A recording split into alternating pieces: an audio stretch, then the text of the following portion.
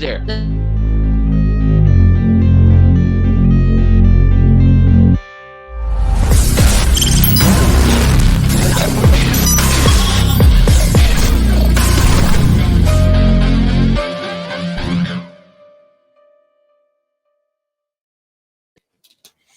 All right, guys, we just got through watching episode 3 and episode 4, going back and watching the Rings of Power.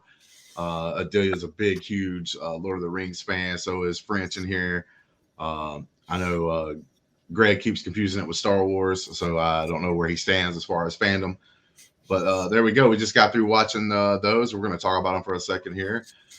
With the instant Patreon reaction of after we get through watching these shows. We're going to be doing this probably more often, even with different shows and stuff. Right now, we're just doing Rings of Power. So if I'm not mistaken, Adelia hadn't even watched it yet, even though she's a big Lord of the Rings fan. So this is the first time she's actually watching it. So let's get their thoughts. All right, I'll start. I don't know why I was so hesitant to watch this series. The whole, the movies are so special to me and the books are so special to me that, anybody's new take on it sometimes can just really drive me insane. But this is phenomenal. I really enjoyed the first 4 episodes. I'd seen the first 2 episodes last week prior to rewatching them. These episodes today I had never seen before. I am convinced that Halbrand is Sauron, but I don't know yet if that's the case.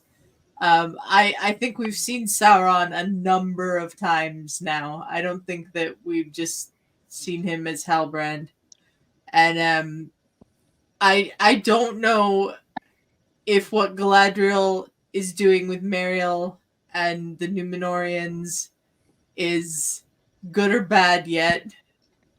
But I think it's cool that the Númenóreans are not going to just sit there and succumb to their fate, as the Palantir told Meriel of the Great Wave, which is the title of the 4th episode.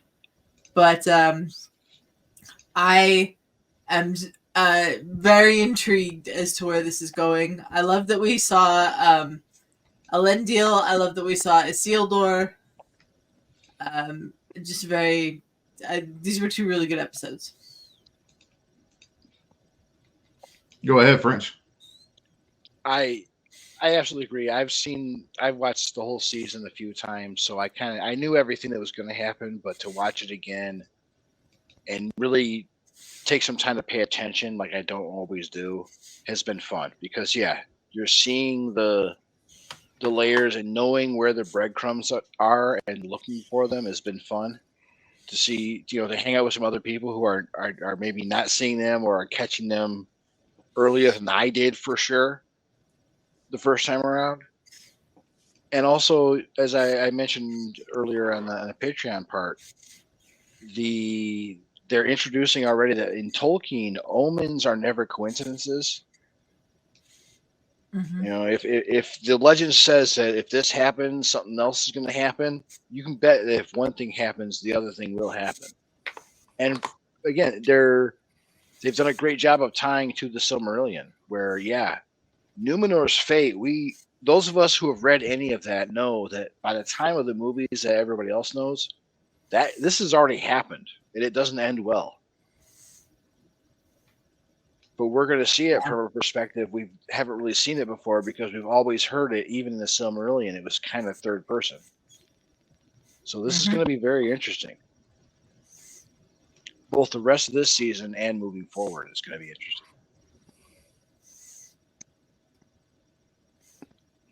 And Right. Hey, well, good stuff. But also, before we move on to Greg and his thoughts, we had you were talking about something right before I hit the button to start this actual reaction here. I thought it was pretty interesting. Tell everybody what you was talking about with the snowflakes.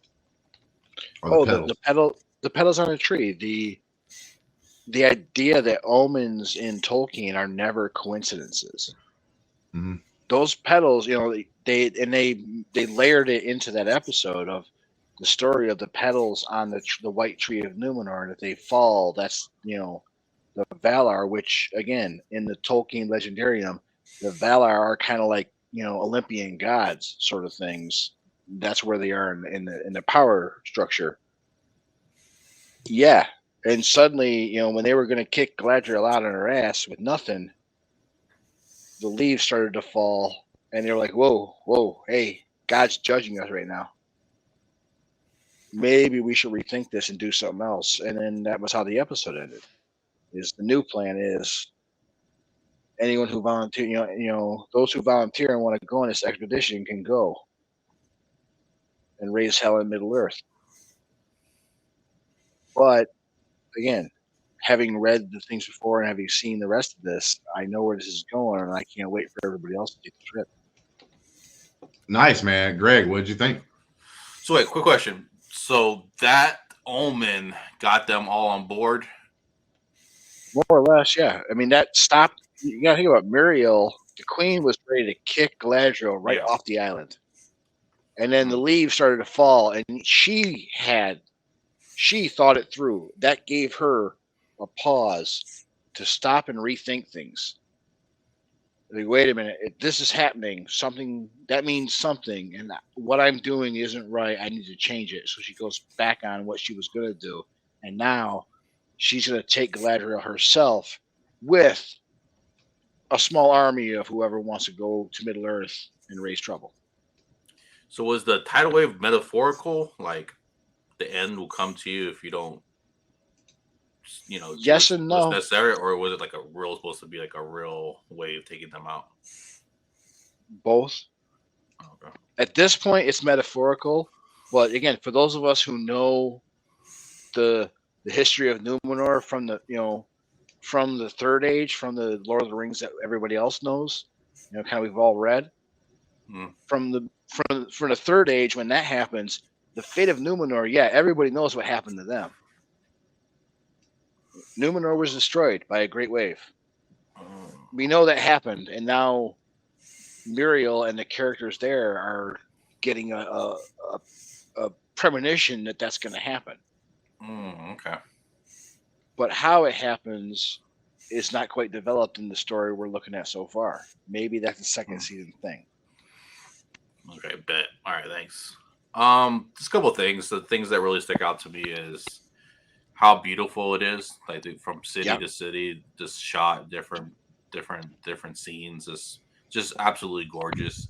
The fighting's badass. Like the elves going to town, like fighting, like all that stuff was badass. And just following having this intricate, following all these quests of what people are going through, I thought it's just really engaging. It's not really like distracting, like bouncing from place to place, for me at least. And I just enjoying the whole thing altogether. I think it's beautifully done. I've enjoyed it, and I can't want to watch the episode every day. I mean, every minute, but I can't. So, but I've really enjoyed the series so far. Nah, man, nice. I was gonna say I totally agree with Greg. It looks beautiful. Now, one of the things that I would say, I think knowing a lot of the lore, knowing a lot of the stuff actually makes it a little bit better. So, like, French is really into it. Like I said before we started, you also have, you, Adelia, who like loves the series, so like way more than I do. And there's like things that I think is kind of cool watching it with you guys, because y'all get like hyped up when certain things looks like they're about to happen, or y'all see a certain character, right? I don't know a lot of these like characters. Only I know the characters from like Lord of the Rings, right? And some of those people that would be involved and everything else. So I think it's kind of cool watching it with you guys and seeing y'all's moments, y'all seeing these other characters that y'all knew about that not a lot of people, like, if you don't deep dive into the lore, you don't know. So that part's cool. The one thing about it is the way they set up was it Galadriel? Is that how you say her name? Am I pronouncing that right? The way they set her up, I think one problem with me is, and it's not like a huge problem to where I'm like, oh God, this series is ruined kind of thing. It's like the way she acts, and maybe this is how she's supposed to be, like as far as books and everything else in canon. But it's like she's supposed to be like, to me, she's not likable. Like, she's not hateable either, I mean, it's kind of, I know it's kind of weird. It's kind of like there's certain moments I think, oh, she's kind of cool, and there's certain moments where I'm like, man, dude, like she's kind of a douchebag, you know, like, and for her to be like, what it looks like to be is like the main character, the main person. She's not the only person that we're following, but the main person that we're following, I think, is like, I don't know. I'll figure it out after the season's over with. You know, maybe her character gets more and more likable as we go. There's a certain thing she does and how she acts. It's like I'm kind of like, you know. But like I'm saying, she's supposed to be like this great elf, and maybe the elves are supposed to be kind of snobby acting in a certain ways and stuff like that. It's just a couple of things she's done as a character to where I'm just not like I'm not like 100% rooting for her. You know what I'm saying? Like it doesn't get like, and even if you have a character that has that kind of arc where they're kind of like, maybe they're a little snobby, maybe they're a little bit whatever, you can do stuff in the story to make them like likable either way. Like for instance, you could take a character like John Wick. He was an assassin. He killed people for money. He's not a good person, but they did things around him, right? Like his puppy dog getting killed. That then, no matter what bad thing he ever did before the movie started and everything else, and you realize his character, that's all washed away. Like nobody cares anymore. They want to see this guy get revenge for the dog. You know what I'm saying? So like he had that likability or whatever and everything else. And you also have people who just love Keanu Reeves as a person as well. And this actress, I don't know like how big she is. So like she's not as well known. Like I don't know a lot about her, but it's like I don't know what I think about her. And she's supposed to be the main leading character that could run into a problem with I can see where like some people's like, man, I'm supposed to be cheering for this girl, but I really don't want to. I'm in that spot where I'm not cheering against her, but I'm not cheering for her kind of situation. Everything else in the show, beautiful looking, man. Scenery's cool. I like the set pieces, the wardrobes, the music, like you talked about, even the opening of the show and everything else. And I don't really have a problem anywhere else so far in the storytelling as of yet. I haven't seen anything that like ruins it for me that's like super bad or anything like that. And something to remember and to remind kind of everyone, and Hambone, you brought it up, as far as Galadriel and some of the other characters that we know from Lord of the Rings, is there are thousands of years that are going to pass between what we're watching now and the characters we knew from the other stories. So am I right? They are going to be very different. Yes, Galadriel is very, very different, and she's going to become that person that we know from the movies. Right, but like here goes the thing though. I don't think she's a good example for that. Place. I don't think she's a good example of that, French, because if I'm not mistaken, she is like the high elf or whatever you want to call her that we get glimpses of during the Lord of the Rings original trilogy that they did. Like she's like this glowing light coming off of her, right? She's that elf that they see, and she gives them like the little elf bread or whatever, and like so they don't get hungry and stuff, and they can keep going. Yep. Like, not saying because her character didn't do a whole lot in the original series. Like you just saw her a couple of times, but she does seem kind of high and mighty in there. So like I was saying, maybe her character is supposed to have this like high and mighty, almost like a snobbish feel to it. I'm just saying they need to do something around that. Right. Yeah. And maybe that's just the character. The elves. Yeah. That's the elves. Yeah. Right. Yeah. And with that being said, though, I'm saying like something in the story that like gets you to really get behind and root for her. You know what I'm saying? Yeah. Like somebody like me that doesn't know a lot of her backstory and stuff. It's just hard. Like there's other characters that are on the good side that I'm more willing to jump behind. Like I'm gonna use this because I don't know his name. I mean, I am super bad at names. Even like 30 Coins we do a review of. I just say who they are or what they look like half the time. Oh, the priest, just because I'm super bad with names. But when it comes to it, so like the elf, and I'm going to say this just because it's descriptive, the black elf, like that guy, he's really super cool. Arondir. Yeah, sorry. Arondir, new character. So that guy's really super cool. I like him. I'm rooting for that guy. You know what I'm saying? Like one moment, Greg gets super hyped doing this is because he shows up at that 1 minute to save that boy, you know, of that girl that he's obviously like probably boinking or whatever. Oh yeah, shoulders babe.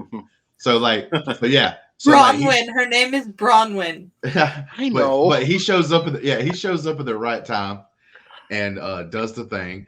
And you're like, hell yeah. Like he seems like this cool guy that really wants to like save humanity or everybody, right? Like the elves and humans and everything else. Like he's really good, easy to get behind, right? And then even the old Pattyfoots, you know what I'm saying? They're like, no, that's not right. The Harfoots. The old Pattyfoots, like, yeah, but isn't one of their names like they're the Harfoots, but then they all have different family names? Got a problem with the Irish Hambone? No, I'm just saying, like, their characters are kind of cool, right? They obviously remind you of the Hobbits and everything else. I think that's and the what dwarf guy, supposed to think, yeah. The dwarf guy and his wife and stuff, to me, so far, are pretty cool. Like, they're easy to get behind and root for. And then you have, like, one centerpiece. That one centerpiece that's, like, to me, is kind of like, okay, well, I don't even, you know, man, she kind of like, you know, I don't know if I'd be friends with her in real life. You know what I'm saying? So the other characters, I'm behind. No, you wouldn't. I'm lagging behind on her for whatever reason. Like, you know what I'm saying? She's an elven queen and you're Hambone. No, you two wouldn't be friends. I'd probably tell her to stick it. You know what I'm saying? Like, to be honest with you, I don't want to get a drink at the local tavern with her. But some human wandering into the woods. Distract him. Bro, I'd love to have a drink with all the other characters. You know what I'm saying? So, like, even the elf that's, like, with the dwarves right now, like, he's a really cool character, right? Like, he... Elrond. Right, exactly. Now, I know he's, like, the high elf, like, the leader kind of, like, during the time of Lord of the Rings. He's the guy. Hugo Weaving. Yeah, exactly. So he's all... yeah, but right now, he's middle management. Right, but he's cool, though, because, like, to me... he feels for that dwarf, even though he may be there on a mission to do something else. Friends. He actually really does have feelings and really has a friendship with the dwarves. And that's what I'm saying is like Galadriel doesn't have that. So there's like nothing for me to grasp onto. Galadriel right now is singular focused on killing Sauron. Yeah. Yeah. And I think that's one of the reasons why I think Halbrand is Sauron. Because she's so focused on this evil that she can't see what's right in front of her. And that's so very elvish. It's very Tolkien, where, like, you know, Farron with the Silmarils. They're so like he wanted those back, and he would do anything to get those back. Mm-hmm. Galadriel wants Sauron dead for killing her brother, and she will do anything. She will tell any lie. She will steal. She will do whatever she's got to do to try and get to Sauron. And she's not realizing yet how bad that's affecting her. Now, especially rolling with current company, she's going to learn the hard way. As like Lord of the Ring fans and stuff and knowing some of the story, do you actually like, I mean, it does seem like y'all are enjoying the show, so I'm going to guess that y'all's answers would be, yeah, y'all like it, but is there anything that you don't like that they may have changed a little bit, or have they pretty much stuck to what the story should be? I'm enjoying it so far. The sense of time seems a little weird. It's jumpy. Yeah. Almost Nolan-esque, where it's like, no, you can't sail a ship that fast. Not according to that map. Either that or those maps are wrong. I mean, I understand that, like, when it comes to certain stuff, then you're wanting to kind of, like, hurry it up. Do we really have to have, like... yeah. I get that. So... Yeah. And that's one of those silly, nitpicky lore nerd kind of things. But overall, I this was supposed to be something new. Okay, we're taking what little we know about the Second Age, which is little. Right. We got like 20, 25 pages-ish telling us about the Second Age of Middle-earth. So they have a lot of freedom here is what you're saying. They have a lot of freedom knowing where these characters are going to end up at the end of the Third Age. That's kind of what I like about the House of Dragon, which is the Game of Thrones like thing that's coming out. We already had season 1, season 2 is supposed to be coming.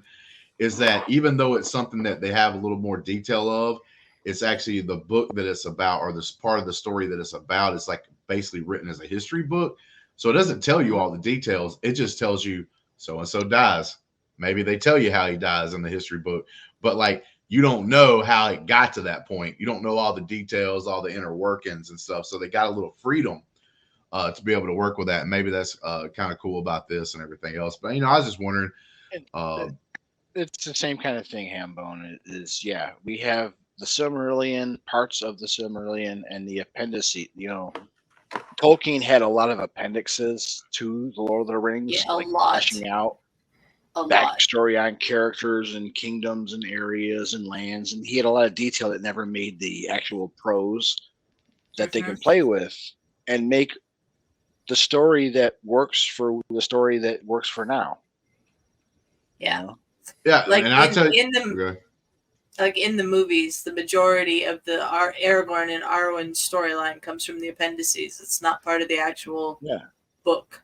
nice. And if anything, Aragorn and Arwen is something that from the Silmarillion, there's Beren and Luthien. And those were two stories that were written simultaneously that after the fact Tolkien kind of sewed together as a prequel and a sequel. Mm-hmm. And now Amazon is playing with the middle part. Yeah. Before we get out of here, I'll say this. Like, I'm a very honest, like, whenever I'm talking about my feelings about a show or whatever, I'll tell you I don't like it or whatever. I'm enjoying this show. And because of what we do here, we do reviews and we try to pay attention to certain things. I saw some negativity on like the Twitters and the X or whatever you want to call it and all this kind of stuff about the Rings of Power. And I'm not seeing why people disliked it as much as I saw some people on the internet and everything else so far. Like, I've actually seen I don't see any kind of like really dumb things happening or any of that. Like, and I personally don't care about any of the, I even saw stupid stuff being said like, oh, elves are supposed to be all white. Man, screw all that crap, man. This is There was a lot of that. You can't have black dwarves and shit like that when the cast was first announced. Yeah. So that shit's stupid. Like, to me, that's like beyond dumb.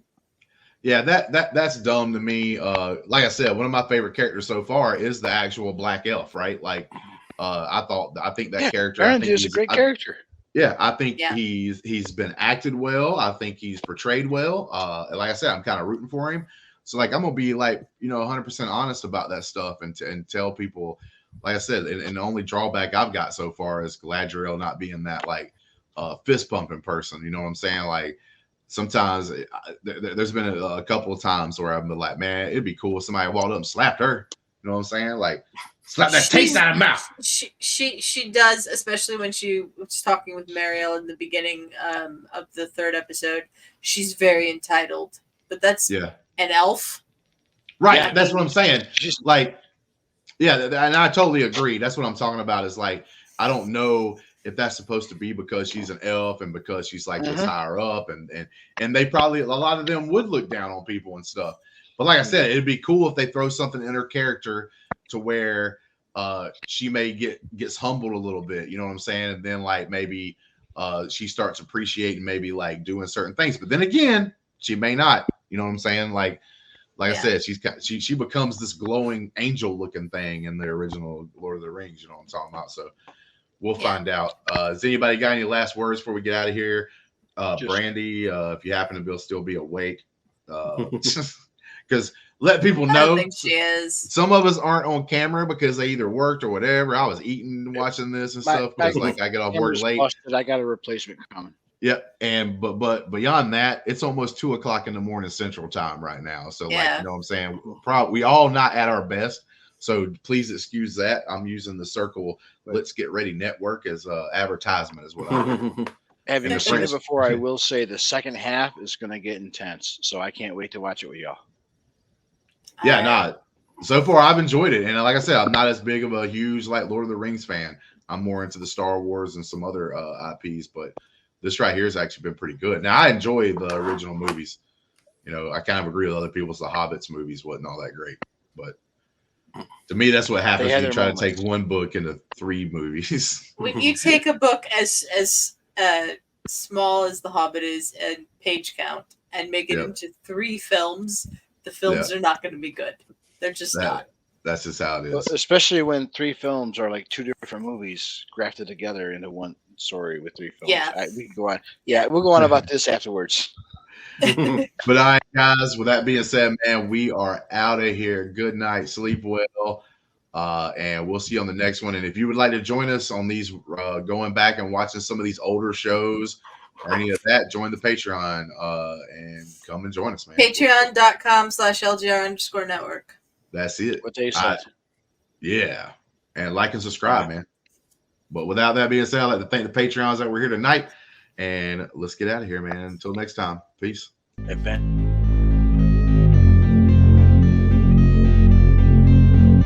Sorry, Francis, stepped on it.